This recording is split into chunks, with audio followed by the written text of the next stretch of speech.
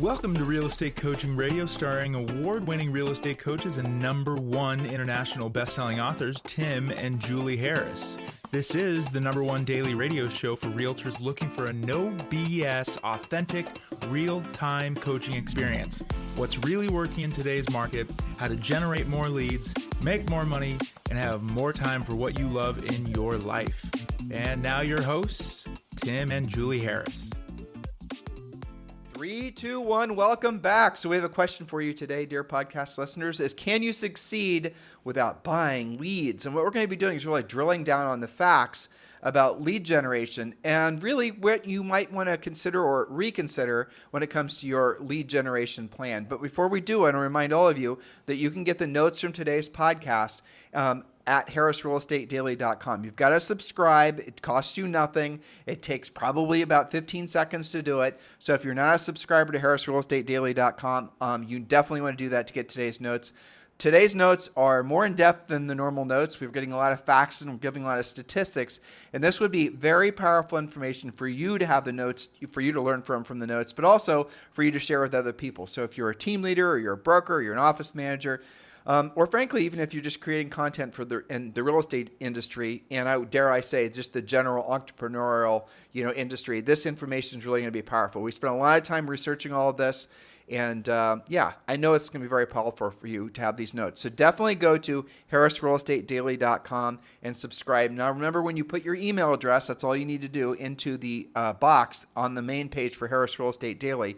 You do need to pop over to your email and confirm that you want the subscription, and then you'll start getting every single newsletter, which comes out every single day, along with some unique content for our subscribers. So go ahead and do that. All right, so can you succeed without buying leads? Today we're going to talk about how and why you should maximize your income with repeat and referral business instead of going broke buying leads.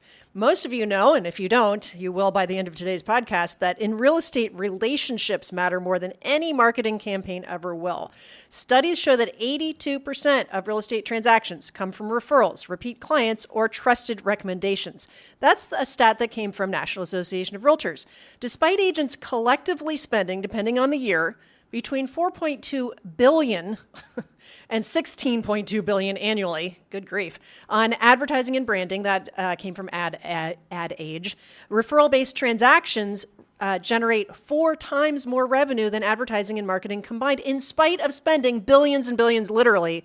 And let me read that again. Referral-based transactions generate 4 times more revenue than advertising and marketing combined. Well, so here's the essence of it, and that does include referral fees. That's the reason it's 16.2 billion. Yep. But really where this goes is, where does business truly come from? And you got to pay attention when we start giving you these facts.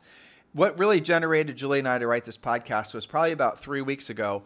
We saw someone was doing, it always happens this time of year. A lot of marketing and advertising companies will beat agents over the head, telling them to build their brand and all these other things. And we do believe that those things do have a place in your business. Advertising and marketing is there to enhance or to reinforce proactive lead generation. So let me just kind of situate your mind so that you can receive this information as we intend. There's 2 ways of lead generating, in essence. There's the passive lead generation, which is buying business, and then there's proactive lead generation, which is essentially earning your business through direct contact with folks. One takes more time than the other. One costs more than the other. One produces a lot more profit than the other, and the other sometimes doesn't ever work. And now I know I just said 4 things. Hopefully you were paying attention, because as we were going through the points that Julie and I wrote for you, I want you to really have your own little, mind meld and ask yourself, are you tired of wasting money trying to buy business, or you want to actually get to the point where you can earn your business? So there's earned business and there's bought business. Both will produce results. One produces a hell of a lot more results consistently with a lot more profit. That's right. So our point of today's podcast is to help you understand why and to create a plan. At the end, they're going to have some homework what to do about all this. Right. And if you have to choose at the end of the day what you're going to do, whether you're going to be a proactive lead generator, or AKA earning the business, or you're going to be a passive lead generator, AKA buying the business, you're going to have to make a decision where you want to put your best efforts. And if your goal is to, frankly, make more money and help more people, and a lot of of ways make your life a lot simpler, you're definitely going to want to lean into being a proactive lead generator. And I think after we share these points with you, you're going to clearly understand why. And if you choose to do the passive lead generation or buying the business, you can do it, but don't do that as your main source of business. Do it to supplement or reinforce your proactive lead generation. Again, some of this might sound obtuse to you, but if you listen to the entire podcast, it'll become crystal clear which path you should follow. That's right. And at least you'll be well informed for making good decisions instead of just, waiting and seeing how it goes, right? Okay, so 10 steps to build a referral-driven real estate business. We've got stats and facts in here. Number one is understand why referrals dominate. 82% of transactions come from referrals or repeat clients. Again, that's from NAR. Clients trust recommendations from friends, family, and past experiences more than they trust any kind of advertising. So let's not blaze over that first point because it's really important. And I want you to think about what Julie just said. 82% of all business comes from proactive lead generation. 82% of all business comes from centers of influence and past clients. That means less than 20% comes from all the passive lead generation, all the lead buying, all the places you guys buy referrals from, all the other stuff. So you have a choice. You can you already know, based on what we just told you, that 82% of all transactions are going to come from centers of influence, past clients, earned business. And only 18% of the business is going to come from basically buying the business, the marketing, the branding. And yet, if you're in real estate today, what are you being told more than anything to be focusing on? It's the bought business. It's the lead generation. It's the marketing. Why? Because the marketing and the lead generation companies are constantly telling you that. Well, statistically, we know that 82% of the business is going to come from essentially repeat and referral, centers of influence type work, which doesn't require a lot of marketing and branding, if any at all, doesn't require a lot of lead buying, if any at all. It requires no lead buying, and there's no referral fees. So the companies that want you to believe that what they have for sale obviously the companies want you to believe what they have for sale, the marketing and the branding stuff, is necessary in your business because that's how they make your money. That's how they make money, the billions of dollars they make every year. But if they actually said to you the truth, as we are now, because Julie and I are not in the marketing and branding business primarily, we're a coaching and training company. If we told you the truth, which we just did, that effectively 90% of all business doesn't come from the passive lead generation stuff, well, then obviously those guys are not going to want to tell you that message because then you won't spend money with them. So you need to make a business decision based on, frankly, what you want your future in the real estate industry to be like. Yeah, that's right. I mean, those companies make money whether you're making money or not, Well, they're making money when you spend money on advertising and marketing, especially branding. You're paying their bill whether you're getting closed transactions from it or not. And it should be common sense, but I realize common sense isn't that common anymore. So if you're not actually closing a transaction from money you spent in like 90 days or less. So if you're being told to take out this marketing and branding or billboard or whatever it is, and you're this is gonna cost you this amount of money, and it's gonna, this is where the whole thing, right? You're getting the whole campaign laid out in front of you. You need to ask them, from this, how many closed transactions will I have in the next 90 days or less? They're not going to be able to give you an answer. So give them a break. Okay, next 6 months or less. No answer. Next 12 months, next 10 years, no answer. Because advertising, marketing, and branding cannot give you consistent, or rather cannot give you a 100%, this is what the results are going to be. That's the thing that you have got to use intuitively as your barometer as to whether or not you should, frankly, be putting too much trust in spending money on passive lead generation. Whereas actually having meaningful conversations with decision-making adults about buying or selling real estate on a regular basis, we know that 90% of the folks that choose an agent and ultimately do a transaction, that's how they go about generating the lead. That's how the consumers go about finding the agent they're going to work with. Why don't you spend your money, which is your time? Why don't you spend your energy? Why don't you spend your focus on doing what we already know works 90% of the time? Well, that's right. I mean, I think some of them might not look at that as an investment in the same way that people they say things like you have to spend money to make money, and they look at, I'm investing in my business, someday it'll work out. Think about your time and your skill as a more important investment. Evident by point number 2. Earn and maintain client loyalty. 88% of buyers and 84% of sellers say that they would work with their agent again or recommend them to others, again from NAR. Here's a question. How many of your past clients did you speak with last week? Because that stat from NAR only works when you're in communication with them. Would your past clients and people in your sphere recommend you Or if I called them today, are they unsure if you're still in the real estate business? Deliver exceptional service to turn every transaction into a referral opportunity. And exceptional service does include exceptional communication. Now, I've heard somebody, a air quoting coach on YouTube in particular, saying that telling new agents to work centers of influence of past clients is terrible advice because after all their friends and their family members know that they're new agents, so why would somebody use a new agent? Those types of things are what people say. And that's absolutely 100% terrible advice because the reality of it is that your friends and family and loved ones, because you're a new agent, for those of you who are listening who are new agents, will want to do a business with you because they know, love, and trust you already. And because even though you haven't done any transactions yet, they're assuming that you're under the wing of a broker or a mentor or a coach. So they know you're not, flying without a co-pilot. They're going to want to do business with you because they know you. And this is something else that's not in these notes.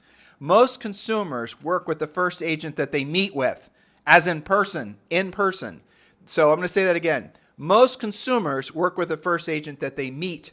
So, again, think about how that doesn't have anything to do with previous transactions, the amount of time you've been in the business. If they meet you, say, for example, in an open house, chances are they're going to be loyal to you because they're the first agent, assuming you're the first agent that they met with. And assuming that you do a good job following up and you ask them good questions and all of the things, right? Okay, so don't just take it from us. Take it from point number 3, knowing your numbers. Referral-based transactions accounted for $72 billion in U.S. real estate commissions in 2023, compared with just $16 billion from advertising. That's, again, a NAR statistic. So obviously, focusing on relationships yields higher revenue and lower costs. It's just a business decision. And I had to use 2 different AIs to figure out basically that statistic. And I had to do all the math backwards from NAR.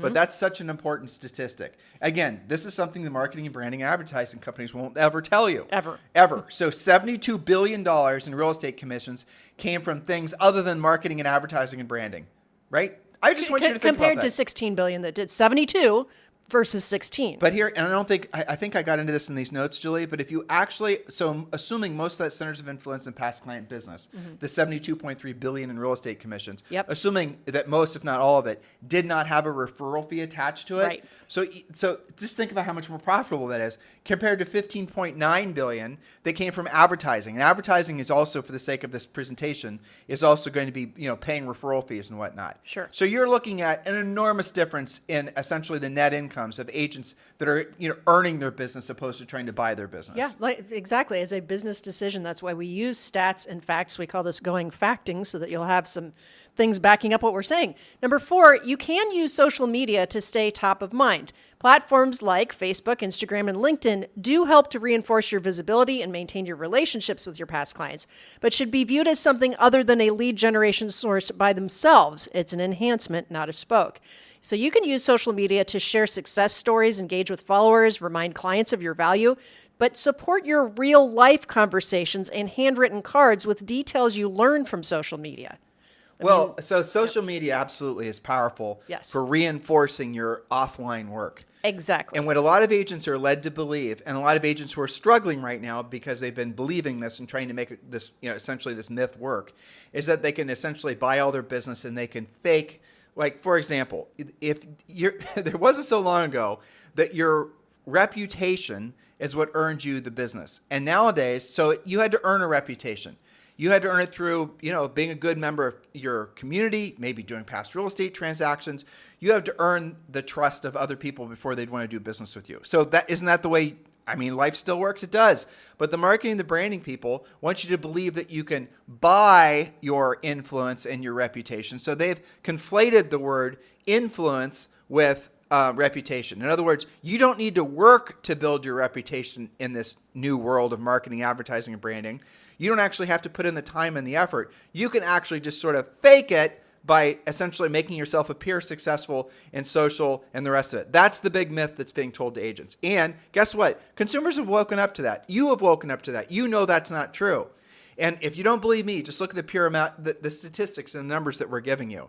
So if you have to choose where you're going to be spending your money and your time, and let's just say, money in the case of mailing out thank you cards, or maybe you're going to do some holiday events for your centers of influence and past clients. We're going to talk about those ideas in a second. So if you have to choose where to spend your money and your time and your life's energies, definitely do it where the probability of you actually generating a transaction and making more money is, what would it be? 5-6x higher. Exactly. So Speaking of statistics, number 5, invest in relationships, not just advertising. Why? Well, while digital ads can support your brand, your reputation, as you said, they accounted for only 18% of total commissions. Again, digital ads like Facebook ads, etc., accounted for only 18% of total commissions. Relationship building delivers higher returns and longer-term benefits. At the end of our podcast, we're going to give you action steps to help you to nurture those relationships. So if you're an ex-teacher, you just quit teaching last year and you got your real estate license, and you're saying, well, Tim and Julie, I don't have any past clients. Think how many hundreds of people know you. You do have a center of influence. You have a huge center of influence. And there's some of the most successful agents will confirm what I'm about to tell you. They got into the business after having been teachers, after having been policemen, after having been, some of the most successful people used to be like hairstylists and, things like that. Have small businesses where they were essentially forced to have high-level interactions with people on a regular basis. Yep. Sometimes those folks become the best real estate agents. There's a lot of retired attorneys. There's a lot of everything. So you do have a huge centers of influence and past client, or rather centers of influence, even if you have no past clients. You just need to know how to work them and get past what you think they think about you. So what you need to realize is, even though you might be new in the business, that doesn't mean anything to them because we know statistically they're going to work with the first person they meet. Now, the first person that they meet, if they happen to be you, someone they know from your previous life of being a fantastic member of their community, and you were a local school teacher, all the rest of it, they're going to do business with you because you're already past the first hurdle with them. They already know, love, and trust you. That's right. You guys focus get on it? that. I think the more new agents focus on the fact that they're new, the longer they stay new and not have transactions, right? You're focusing on the wrong thing. So that's one end of the spectrum of people listening. And then the other end of the spectrum are people that have been in the business for a long time that don't have centers of influence and past clients list and have never worked them. Because maybe you've been buying all your business, or just maybe you've been a really good over-the-phone prospector and you've never really wanted to work your centers of influence and past clients.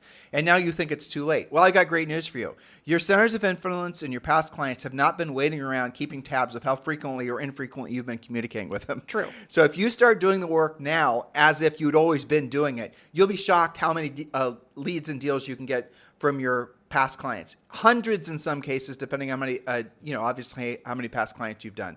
Many of you, if you've been in the business for 5 or 6 years, let's say you've done 50 or 60, or maybe you've done 100 deals, whatever your number is, many of you could actually easily sell the number of homes you need to every single year without ever spending a cent on referral fees, marketing or branding, just by learning how to work your centers of influence and past clients at a high level. How do I know that? The statistics that we just told you tell me that.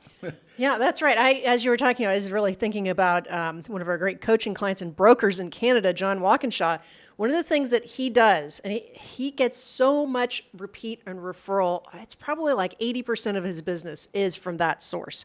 Meaning he did not buy it, he didn't pay referral fees, he didn't speculate on digital stuff. They're, past client center of influence. They refer him business. He's having a Christmas tree farm party coming up, and he uses that event as a reason to be making actual contact, inviting them, and of course using his Ford script to organically talk about real estate. That's one of the reasons why a ton of his business comes this way. By the way, this is just an overview of the very in-depth system we give you as far as Premier Coaching, about obviously building up your center of influence referral source.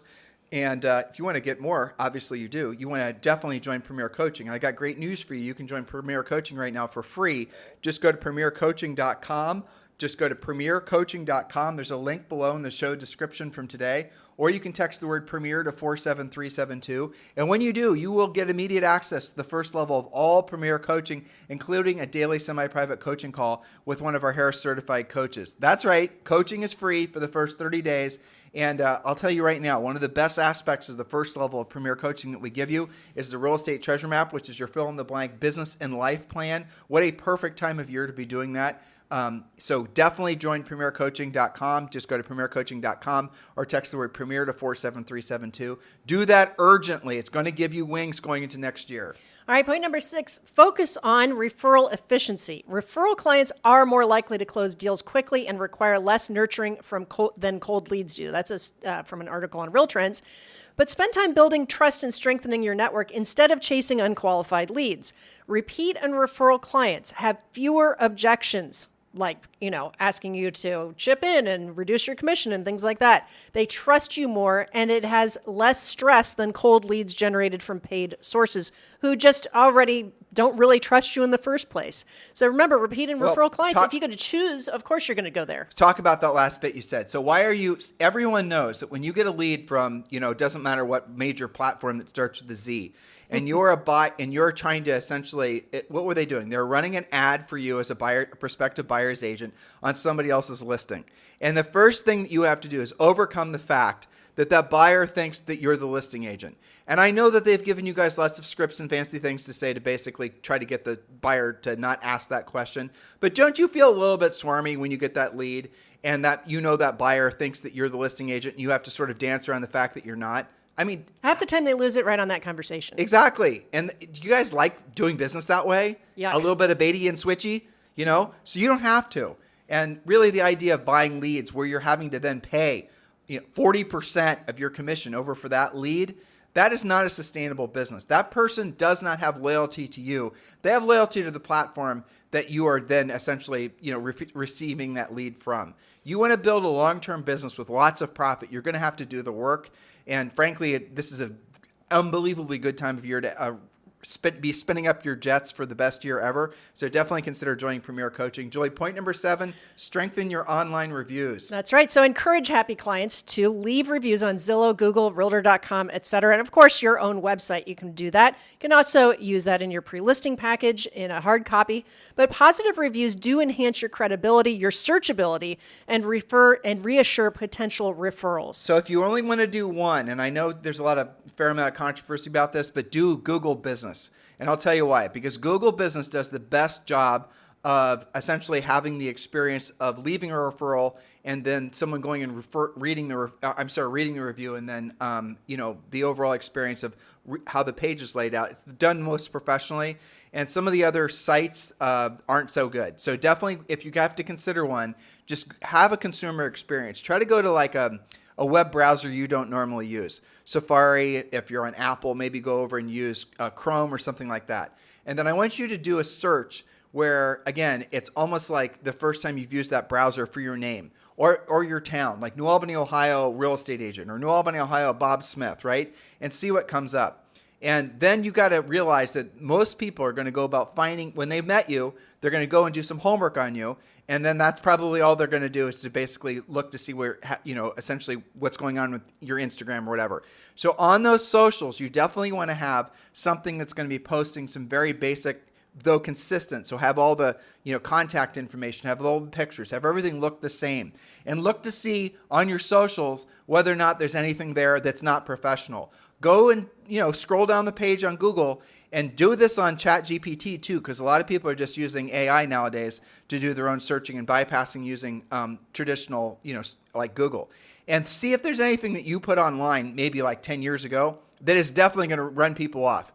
Like if you're talking about, if you're being political, if you're being controversial, if you've went and like said some nasty things, maybe you don't even remember doing it, about some restaurant review and you've used your name, people will choose not to do business with you just because you left a nasty review on another business. They just won't like the nastiness and they want to avoid you. People are, when they're searching for you online, what they're doing is they're searching for reasons to not do business with you. People are not searching for information on people online, looking for validation. They're looking for ways to essentially decide invalidate you. So just keep that in mind. So do a nice little audit of your own online presence and think like a consumer. And, ask other people to do it too and see what they find on their browsers.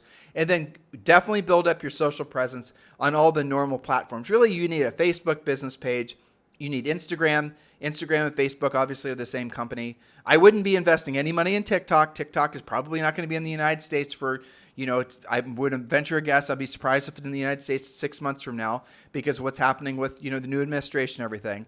So just those two would probably do it. If you want to have a LinkedIn profile, that's good. If you want to have something over on X, that's probably good as well. That way, when people do searches for you, they're going to find some basic contact information. And then do stay out of the weeds with political stuff. Do stay out of the weeds with anything that's going to trigger people. Just remember, your job is to be of service to other people and does not matter what their political leanings are. Very well said, and a good reminder.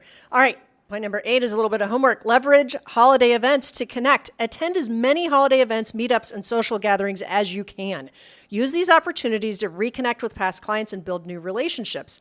Say yes more than you say no, and expand your center of influence or your sphere of influence.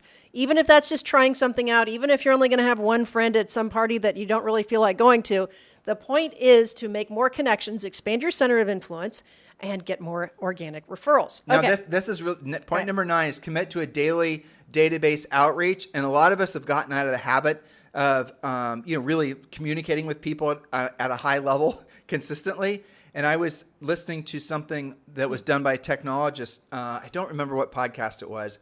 And they were asking about what effect AI is going to have in the next 12 to 24 months on service industries. And we're in a service industry, real estate's a service industry. And obviously the fear is that somehow AI is going to replace, like, say, real estate agents. And what this guy said was that there will be a confluence of events that's going to create a opportunity for agents or any kind of professional that's in a service industry to delegate offshore virtually all of the tasks necessary for the successful running of their businesses, other than the high-level communication with folks. Say that again. So the one thing that AI will never be able to replace is your ability to have meaningful conversations with other folks. So your reaction from what I just said should be one of two things.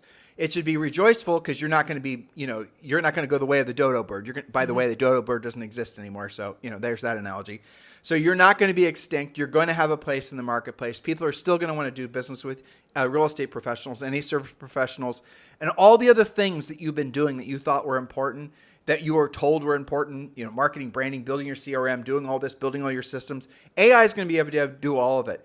Mark Benninghausen, who owns, what's the big CRM company that's Salesforce? Salesforce. Okay, so he is very interesting to listen to if you ever hear him interviewed, because he has the most to lose because of the AI revolution, because it's very possible that AI will be able to completely replace big Salesforce types apps or big CRMs completely and totally. You'll have AI that will essentially be able to function without you even having a subscription to a particular, a learning management system or a CRM. It's just going to do it all for you. You're going to have a little army, maybe 4 or 6 different AIs, each have different functions, and you're going to ask it to design a system where you're going to be able to stay in contact with your centers of influence and past clients, and you're going to the whole thing, all the things that take so many hours and millions of dollars per year, or billions in some cases, all those different non-connected systems that everyone's so used to, shoveling out their credit card numbers for every month. All those systems are going to be very quickly replaced with AI. There's going to be a meaningful number of people that are going to be looking for new jobs, especially in the tech sector. That is called the way it goes. So where should your mind be as I say all of this? You should be rejoiceful, because that means that you can spend less time doing the stuff that doesn't get you paid, frankly. I mean, all that busy work, the working in your business stuff, doesn't get you paid. Working on your business, rather. Yeah, I got it backwards. Now, working in your business is where you're going to get paid. So you need, if you really want to have an unfair advantage in your business and your personal life, really work on your ability to communicate with people. And again, if you're younger and you've grown up with, constantly being behind a keyboard, it's going to be the difference. It's a handicap. Well, it is, and they don't. Honestly, I'm trying to be respectful, sure, because we've got a Generation Z downstairs, quite literally. Okay, and they don't realize. Well, you guys heard all these studies that happened after COVID, where they were saying the kids that basically were stuck at home doing Zoom classrooms and not ever having, they did like kids having to wear masks when they're around other kids, and they never learned to read kids' faces. It wasn't just a year or 2 years setback that they had, but they're now realizing that it was more like 5 years. So they're still dealing with it. They lost like years and years of development because of COVID, essentially, because the social distancing and all these other things, right? And that same thing has happened with a whole generation of people who've never really learned how to have meaningful conversations with folks, and they don't realize what a deficit that's going to be for them going forward. Yes, but it's not too late. It's a good time to practice, and you don't have to be perfect at it, right? So, for example, and that's included in these. So this is our last point. Okay, so commit to daily database outreach. Speak with 5 people per day. That's a real conversation, actual communication. Voice to voice, not digital. Or person to person from your database between now and the new year. 5 5 per day. You can use the Ford script, that stands for Family, Occupation, Recreation, and Dreams, to engage in meaningful conversations and build rapport. Learn how to master that script in Premier Coaching. I think we've done dedicated podcasts about FORD, the Family, Occupation, Recreation, and Dreams conversation outline. But the best way to get better at this is to do it in person. When you're getting your hair cut tomorrow, ask how their family is. What are you doing for the holidays for your family? Occupation, obviously they cut hair for a living. They were going to ask you, what do you do for a living? Or maybe they already know, how's real estate? These are easy conversations. It's one of the easiest scripts, but it's one that you need to be practicing. And think about the people. You can start by talking to people you come into contact every day. Instead of the next time you have a commission and having it digitally go through, stop into the bank, talk to your bank manager, talk to the clerk, the teller, talk to the person at the grocery store. Talk to all this. Here, it's really kind of fascinating if you think, like, how many people, if I were to show, in your community, a whole bunch of randos, your picture, how many of them would recognize you? Oh, I know that person. Oh, maybe they know your name, maybe they don't. Oh, I see that. He comes in the cafe maybe once or twice a week, or that. I think he gets his gas here. Familiar. He looks familiar, right? How many people in your community that you come in contact with every single day just sort of maybe kind of could maybe place you in a picture? Then you draw it in. Then how many people would know you? Oh, here's the picture. Oh, that's Bob. So they know your name. Then how many people would say, oh, I know that's Bob. He's a really nice guy, because they've conversed with you. Mm-hmm. You think about that. So for those of you who do not have meaningful lists of centers of influence, it's because you're not realizing how many people you actually influence, right? Yeah. You're not realizing how many people are around you. How many different communities have you lived in your hometown? Have you had kids? If you've got kids, even if they're older, you grew up, they grew up, with all, knowing all these different little, different families, how many different teachers, how many each different have their own center of influence. Exactly. Yeah. And so if you're the couple down the street who your kids grew up with their kids, husband and wife, well, they both have their own centers of influence. You get it? So the more you converse with people and have conversations with people, and the more they like talking with you, because you're going to family, occupation, recreation, dreams. You're not going to talk about yourself. You're going to talk about them. You're going to get them talking about themselves. You're going to show sincere interest. We teach you how to do this in Premier Coaching. All of you know how to do it intuitively. You're just out of practice. There's not a real skill when it comes to basically showing interest in other people. You just are so out of habit of talking everyone's in the habit of talking about themselves profusely. If you start asking other people questions about themselves, especially this time of year, they're naturally going to be attracted to you. Again, we teach you to do this in Premier Coaching.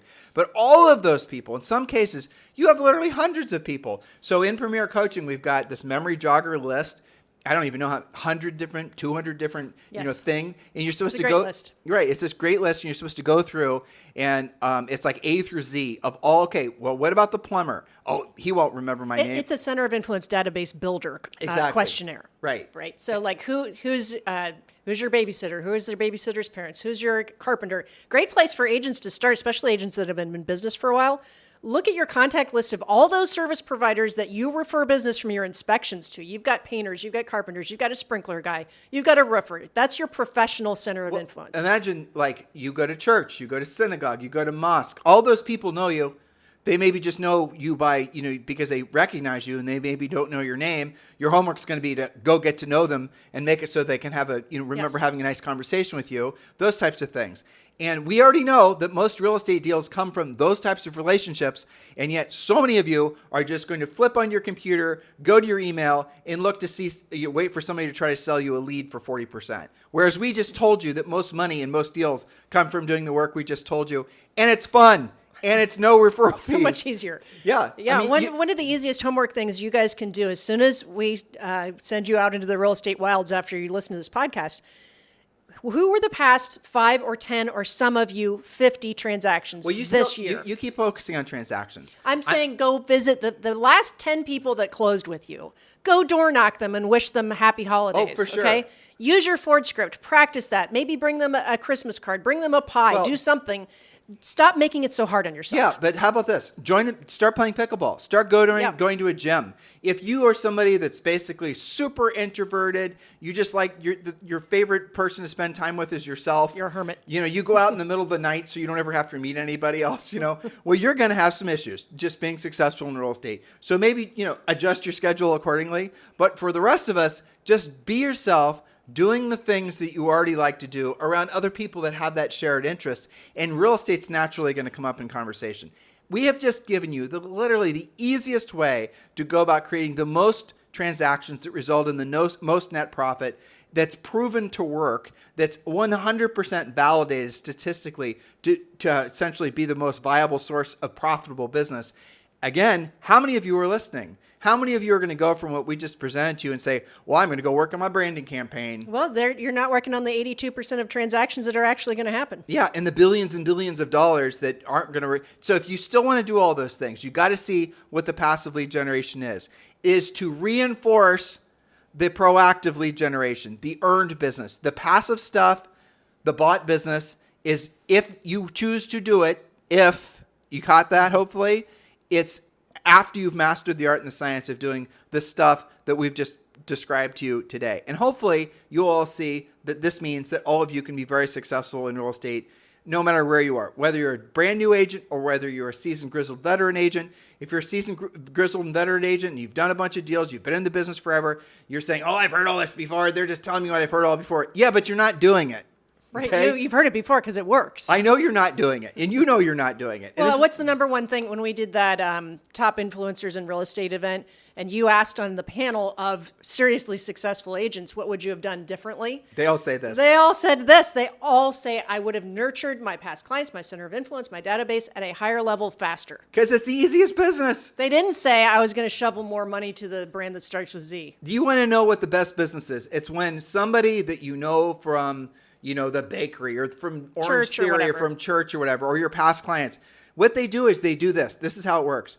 Hey, Bob, this is Steve. I know you from church. Listen, we just decided that we're going to put our house for sale. We're thinking about buying a new home. Why don't you swing by? It's called Come List Me Business.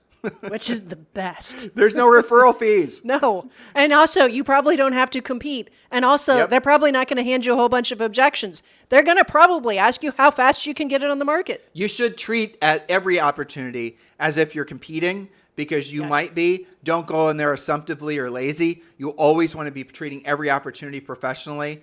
And then, guess what? They're then going to flip other business to you, and you're going to get more leads and ask them, by the way, who do you know who's thinking about buying or selling real estate that should be helping in this market? Follow the system that we prescribe to you in Premier Coaching. If you want to really drill down and increase your business in a meaningful way, just re-listen to today's podcast, join Premier Coaching, follow the system that we've created for you on building your centers of influence and past clients. And remember, there are no shortcuts.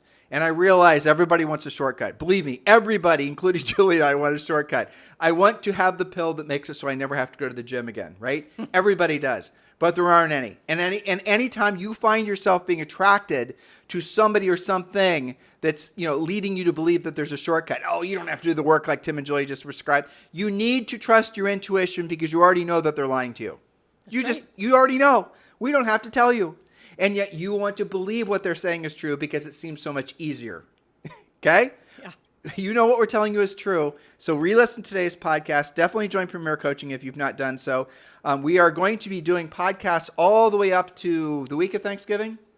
Yes. I haven't decided where we're going to stop, but we'll probably do Monday and Tuesday and then give them a break for actual Thanksgiving. That's right. And then we'll be back after that. That's right. Okay, good. So you guys have a fantastic day. We'll talk with you on the show tomorrow. This podcast is a part of the C-Suite Radio Network. For more top business podcasts, visit c-suiteradio.com.